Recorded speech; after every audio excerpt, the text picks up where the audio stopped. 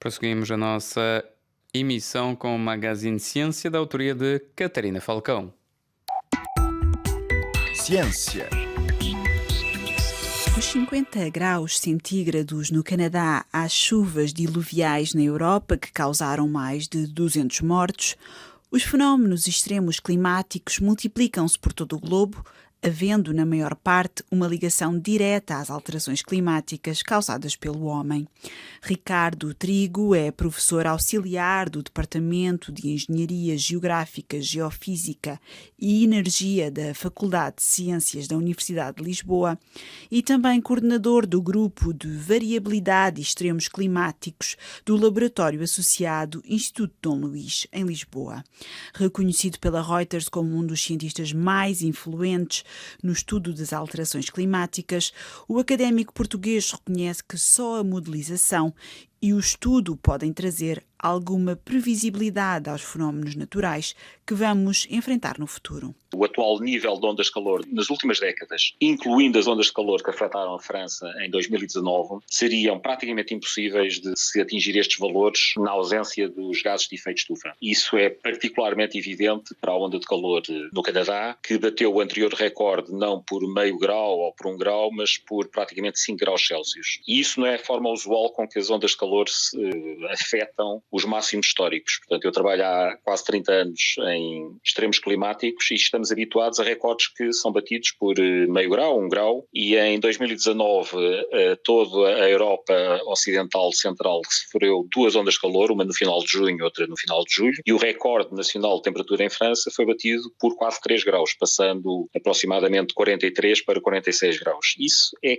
sinal típico de que as alterações climáticas de origem antropogénica estão a influenciar. E em relação às inundações? Já não podemos dizer com tanta certeza em relação à precipitação extrema. Nós sabemos que a atmosfera mais quente tem capacidade de reter mais umidade e a umidade é um dos ingredientes essenciais para as chuvas intensas. Na verdade, até sabemos que cada grau Celsius que a atmosfera aquece tem mais 6-7% de capacidade de retenção da umidade. Mas depois é preciso que haja o fenómeno dinâmico, a depressão, a tempestade, que provoque, e aí a ligação não é tão exata como no caso das alterações climáticas. Mas é verdade que já há muitos anos sabemos que a atmosfera mais quente vai facilitar a ocorrência de situações extremas. Isso até em sítios onde a precipitação média ao longo do ano está a diminuir, como é o caso do sul de Portugal ou do sul de Espanha ou de grande parte do Mediterrâneo.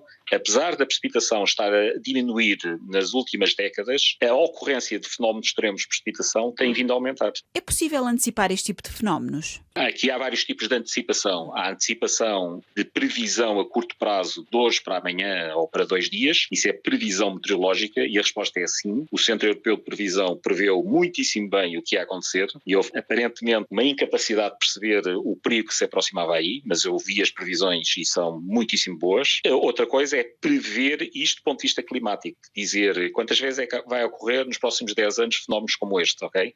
Isso é no domínio das alterações climáticas. E aí eu diria que talvez os resultados não são tão fáceis, mas sabemos, é preciso estatísticas, é preciso que haja um conjunto de fenómenos extremos para que a caracterização do que se está a passar seja robusta, e é muito mais fácil, no caso do Mediterrâneo, estabelecer essa ligação com as secas, com as ondas de calor e com os incêndios florestais. Aí não temos dúvida nenhuma que as alterações climáticas nas últimas décadas são responsáveis em grande medida pelo aumento da frequência e magnitude das secas e que isso, por sua vez, potencia as ondas de calor. Sempre que temos secas muito alargadas, como é o caso dos Estados Unidos, parte da razão pela qual todo o oeste americano, incluindo até o Canadá, estão a ter ondas de calor muito intensas, é a mesma que levou à ocorrência de grandes ondas de calor e de incêndios florestais o ano passado na Austrália. As pessoas, se calhar, não se lembram, é que a Austrália estava a sofrer a maior seca de sempre. Portanto, as grandes secas potenciam as grandes ondas de calor. Isso é verdade em todos os climas mediterrâneos, que incluem grande parte da Austrália, da Califórnia, da Ibéria, do Chile, onde a maior frequência de secas nas últimas décadas, que tem aumentado claramente, tem potenciado ondas de calor e incêndios florestais. Portanto, aí a relação com as alterações climáticas é fortíssima, está muito bem estabelecida e tinha sido prevista há décadas e, portanto, está a ir mais ou menos pelo caminho previsto já pelos modelos. Como é que nós sabemos isso? Quando corremos os modelos, se incluirmos os gases de efeito de estufa que foram injetados na atmosfera desde o período pré-industrial, conseguimos reproduzir o clima e os seus extremos atuais. Se utilizarmos os mesmos modelos sem pôr os gases de efeito de estufa antropogénicos enviados pelos humanos para a atmosfera, não conseguimos reproduzir a frequência e a magnitude de alguns destes fenómenos extremos. Como acabou de referir, temos a questão da seca extrema. Neste momento há uma seca extrema em Angola. O que é que se pode fazer nestes casos?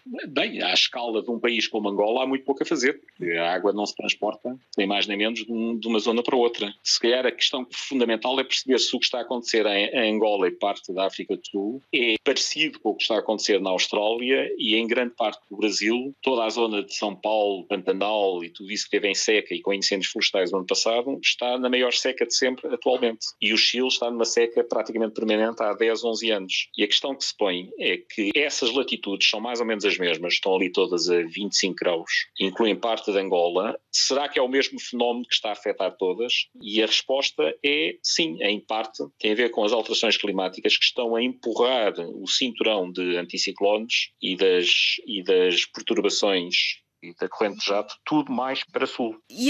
Tinha-me acabado então de dizer que isto é um fenómeno que atravessa a latitude que toca em Angola e vários outros países, a questão da seca.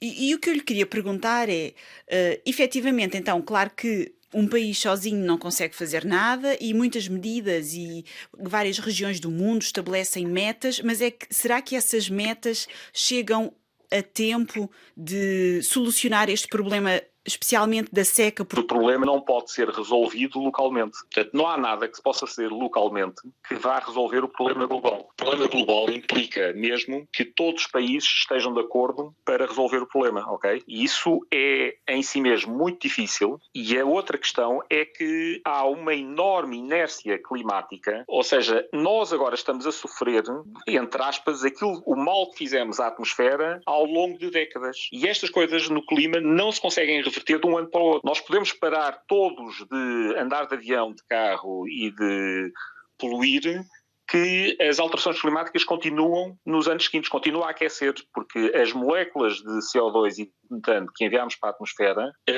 continuam lá e vão provocar aquecimento nos próximos anos. O painel intergovernamental sobre mudanças climáticas, uma organização científico-política criada em 1988 no âmbito das Nações Unidas, prevê que entre 2030 e 2052 as temperaturas subam em média 1,5 graus. Em todo o mundo. Este aumento do aquecimento vai ter um impacto direto na exposição de pequenas ilhas, zonas costeiras, baixas e deltas, aos riscos relacionados à elevação do nível do mar, como inundações e danos em infraestruturas.